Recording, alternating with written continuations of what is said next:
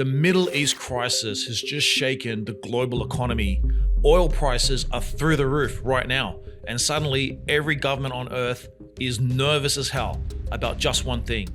Can the US wrap this war up in weeks like it says it can, or are we looking at something much bigger, and are we looking at a geopolitical crisis that drags on for months and months and pushes the world toward another global economic recession? So if you are sitting at home watching this unfold, you're probably feeling that weird mix of fear and confusion because every headline is screaming something different and nobody seems to agree on what happens next.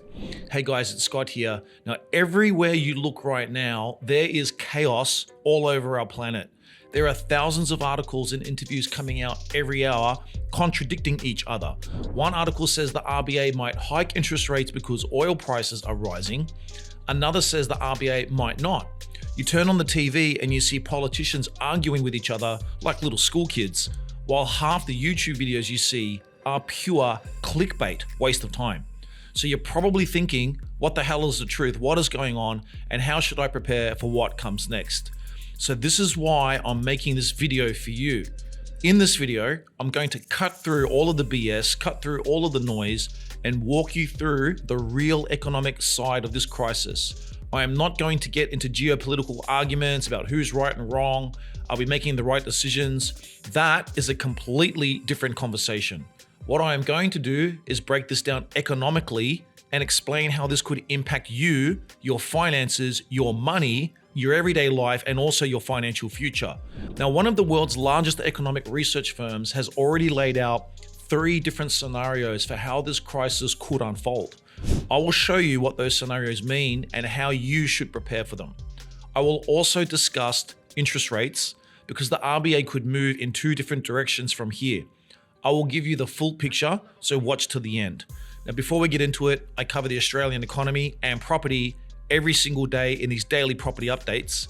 So if you want to stay informed and stay ahead of the curve, hit subscribe and hit the bell icon so you can become a property insider.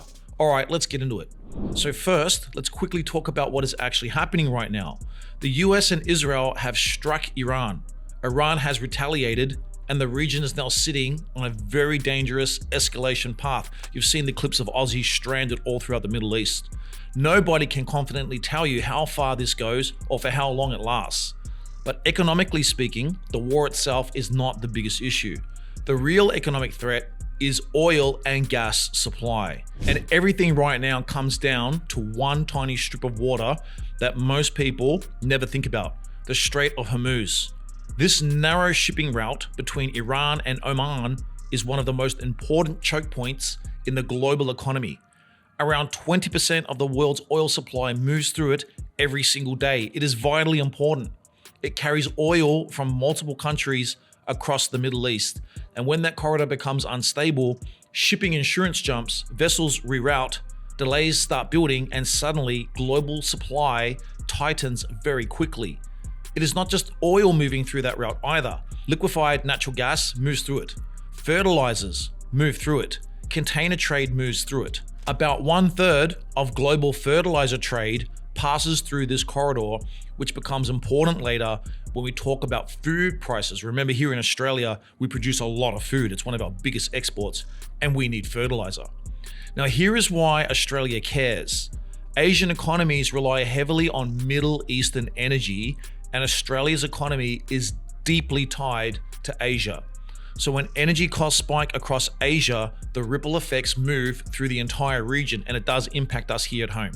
Which brings us to the obvious question: why does oil matter so much to everyday Aussies? So this is common sense, really.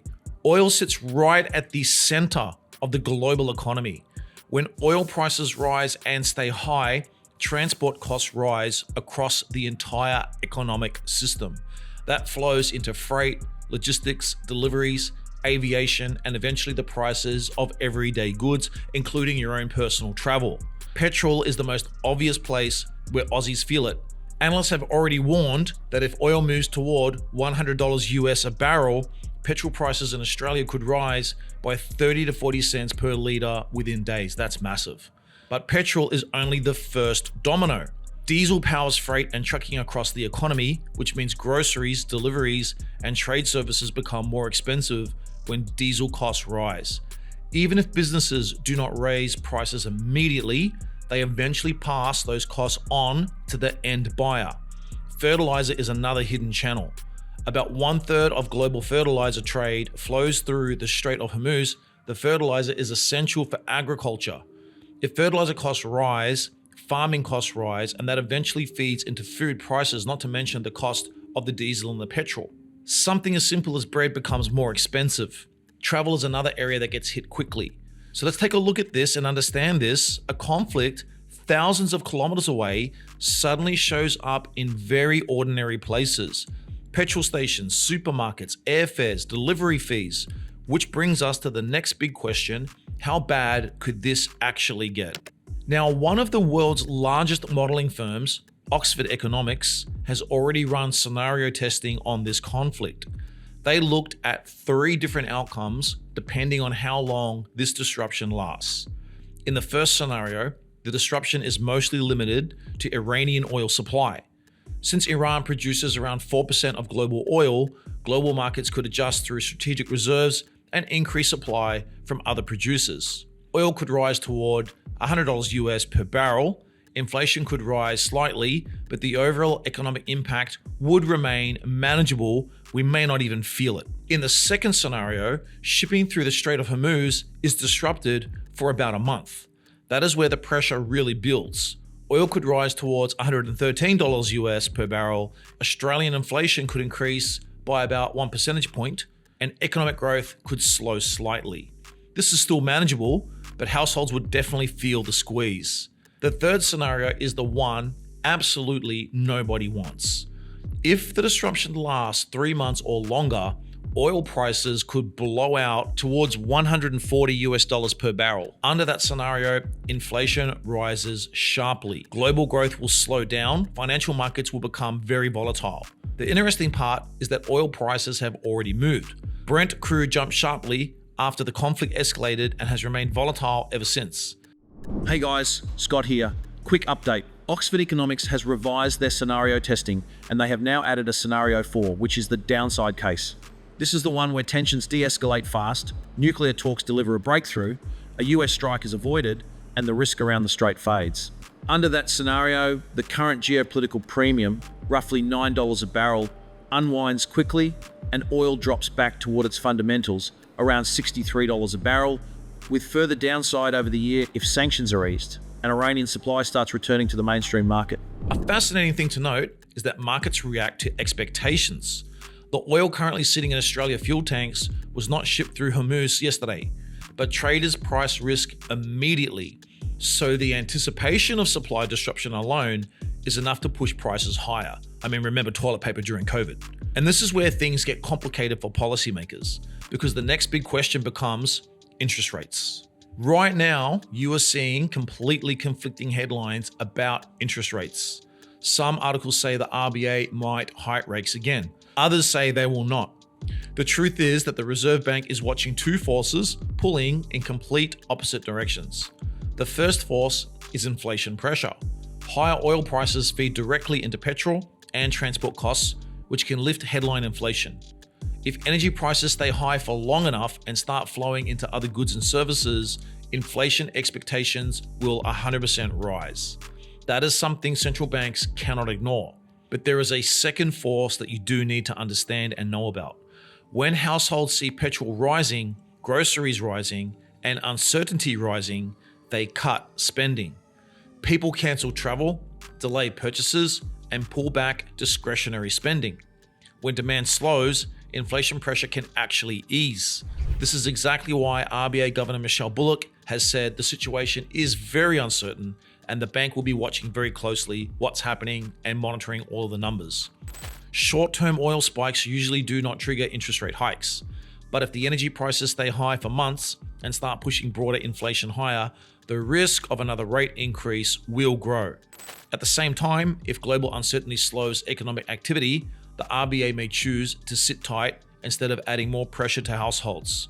So the RBA is essentially waiting to see which of these forces will win. It could go this way, it could go that way. higher inflation or slower growth. Global crises like this are outside your control. You cannot control wars, energy markets, or decisions made by world leaders, but you can control how you respond financially. Periods like this is when discipline matters most. Focus on protecting your cash flow. Reduce unnecessary spending where possible. If travel is optional, delaying it may save you from paying inflated prices. If online shopping is becoming a habit, cutting it back can quickly improve your financial buffer.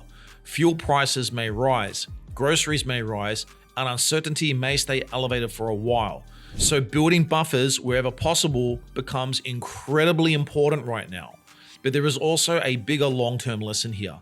Moments like this often expose the difference between people who rely purely on their earned income and savings and people who own and who invest in assets. Inflation tends to punish savers because the cost of living rises while the value of money erodes. Hard assets respond very differently to inflation. Take property as an example. If construction costs rise because materials, fuel, and freight become more expensive, building new housing becomes more expensive. When replacement costs rise, existing housing often becomes more valuable over time. That does not mean prices move overnight, but it does mean asset ownership can provide insulation when inflation rises. You have to understand the property market in Australia has been growing 6, 7, 8% every single year for many decades now. And that is right in line with the inflation on the cost of building new property. So there's a clear correlation in building costs and house price movement over time. And that is why moments like this highlight something very important for you. You cannot rely on central banks or the government to protect your financial future. You've got to make the right moves for you and take care of yourself. Global events like this remind us how connected the world really is. A conflict on the other side of the planet can end up affecting petrol prices, grocery bills, travel costs, and even interest rate decisions here in Australia. But Australia has weathered global shocks before, and the economy has historically proven incredibly resilient. The key for all Aussies is staying informed, staying disciplined with money, and thinking long-term instead of reacting emotionally to every headline. I hear all the time, I can't afford to invest. You cannot afford to not invest, because people who stay calm and make smart financial decisions during uncertain times, these will be the people who come out stronger on the other side 5-10 years from now. If you found this breakdown useful, hit subscribe and hit the bell so you do not miss future updates on property, the economy, and what it means for your financial future. This is your daily property update. I do these videos every single day so that you can become a property insider and make all the right moves for you and the people you care about. Leave a comment and tell me what you think will happen over the next 1, 2, 3 months with the conflict in Iran.